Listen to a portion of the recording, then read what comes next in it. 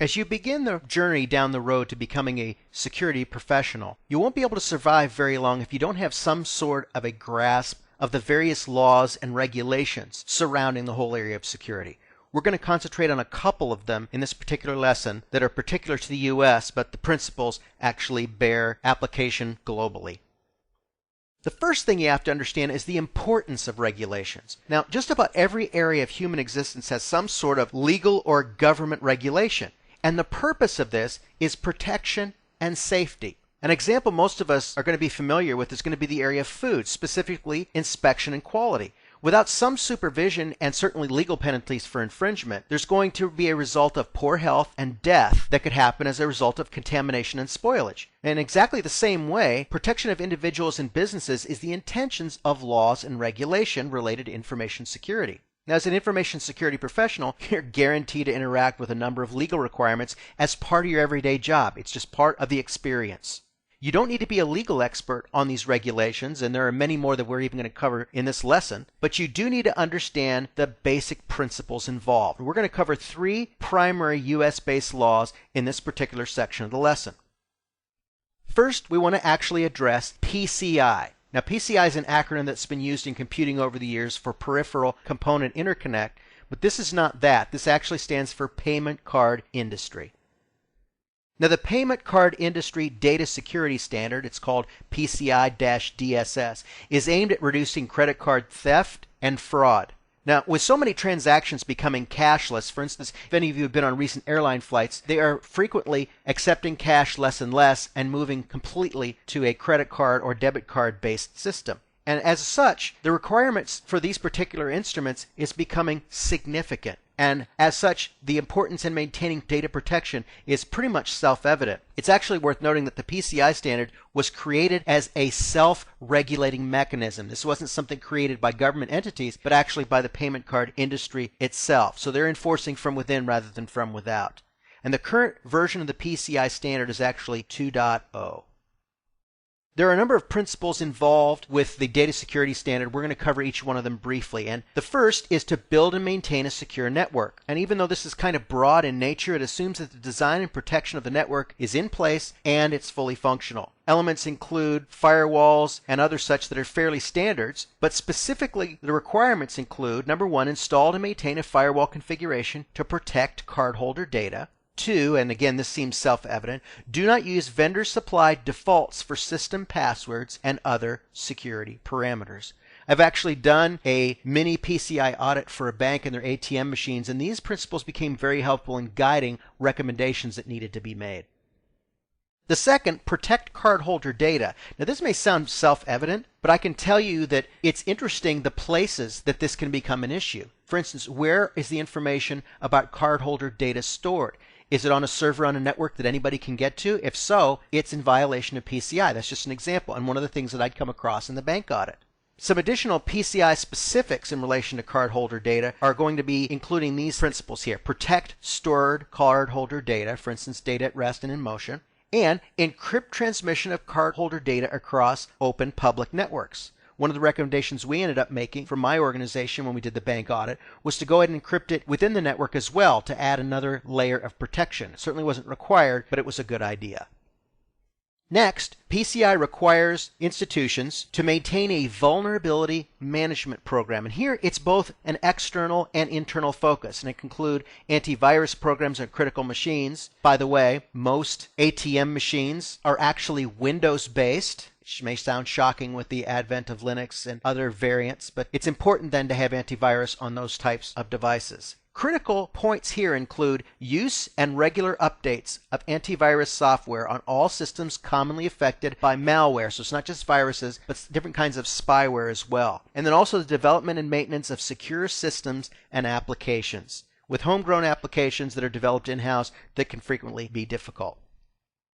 Now, one fairly well-accepted security principle is that the inside of the network is most potentially vulnerable. In other words, inside the firewall and protected from the internet. But assuming this, steps still have to be taken to ensure that unauthorized access does not take place with a various set of measures. And actually, a great deal of incursions happen within the network. But here's the things that need to happen with regard to PCI. Restrict access to cardholder data by business need to know. In other words, to do your job, if you don't need to have access to the specific information, for instance, if you're working on the network, you don't need to know the cardholder data. You just need to be able to protect it. That's an example.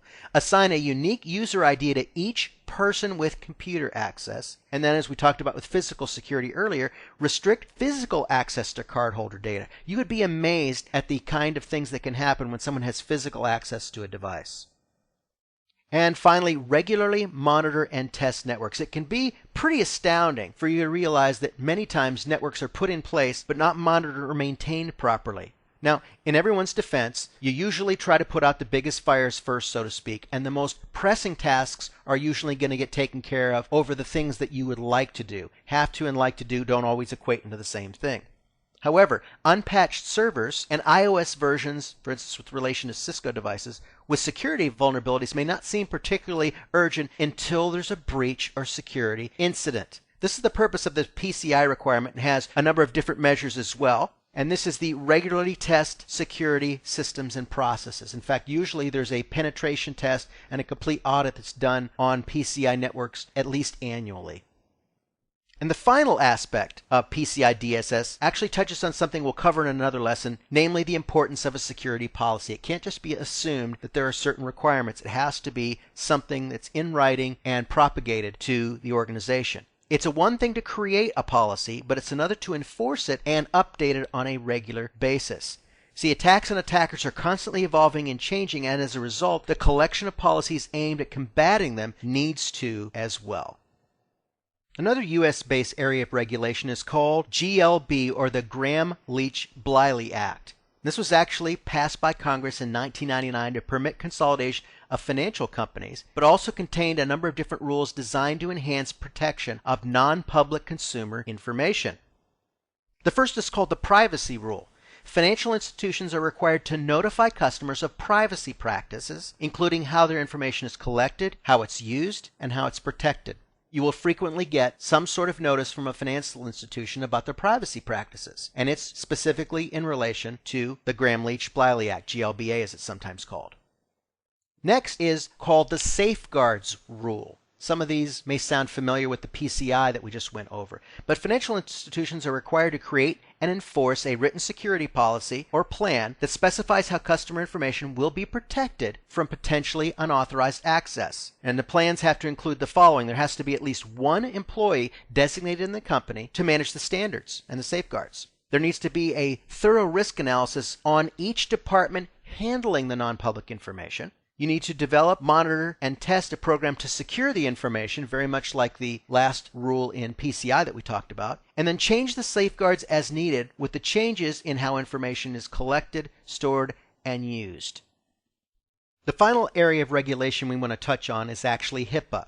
I actually teach a course at the local college on healthcare and IT, and HIPAA is actually an entire lesson module all by itself because of its complexity. Now, since not all of you may work in healthcare, it's not necessarily to do an exhaustive examination of this, but just to be able to look at some of the principles that are involved in being able to deal with this particular regulation. HIPAA actually stands for the Health Insurance Portability and Accountability Act, and it actually was originally passed with the intention of portability of health insurance. It had nothing to do with security, but it has sort of grown into that. Several of the different principles that were designed to address are improved portability and continuity of health insurance coverage in the group and individual markets. Number 2, to combat waste, fraud, and abuse in the healthcare, insurance, and healthcare delivery organizations. To promote the use of medical savings accounts. To improve access to long-term care services and coverage. To simplify the administration of health coverage and insurance, and then some other things as well. But these were the original purposes in the creation of the law.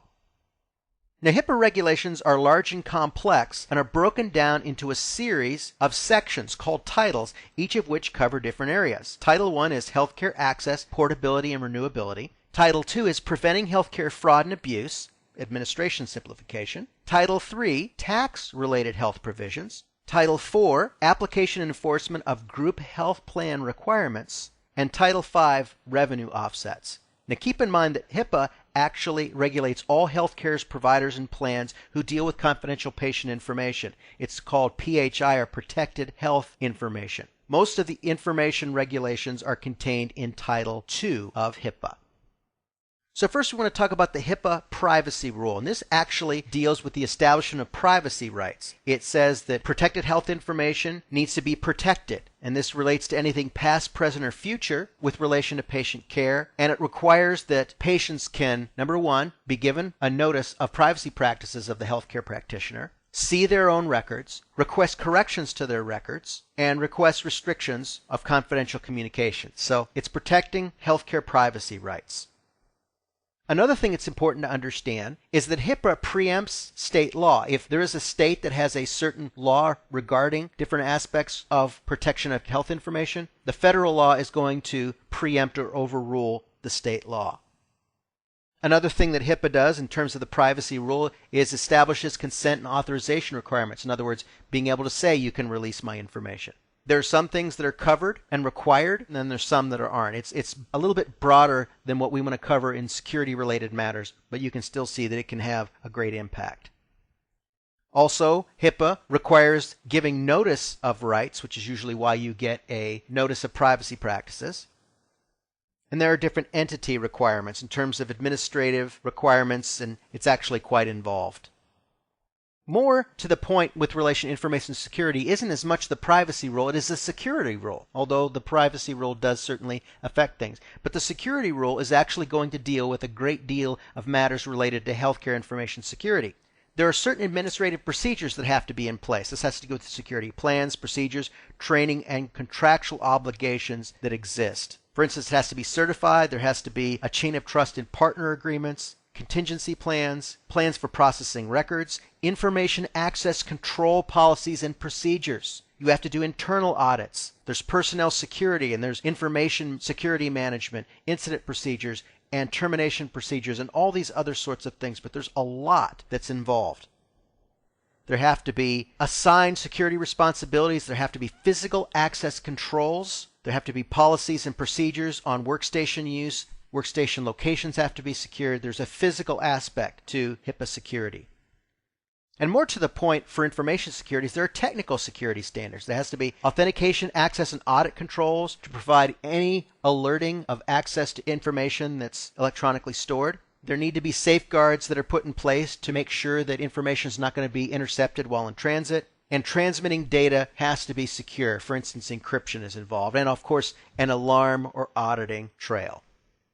Now, HIPAA actually has some pretty stiff penalties for violation. For instance, if you don't comply, it's $100 per violation, usually up to a maximum of $20,000. You can see how that would add up very quickly. If you accidentally disclose protected health information, you can get between a $50,000 and $250,000 fine and between 1 and 10 years imprisonment.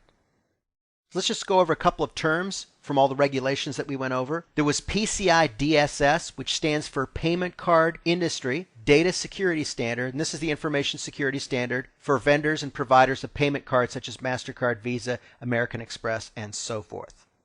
There's GLBA, or the Gramm-Leach-Bliley Act. This is a set of U.S. federal security regulations for financial institutions aimed at protecting sensitive customer data. And then finally, there's HIPAA, the Health Insurance Portability and Accountability Act, a very complex set of federal regulations of the healthcare industry, which contains strict security and privacy requirements regarding confidential patient data, protected health information. These are very likely going to be regulations you will either directly or indirectly interact with, and so it's important that we've gone over them. Thank you for your attention, and we have much more to cover soon.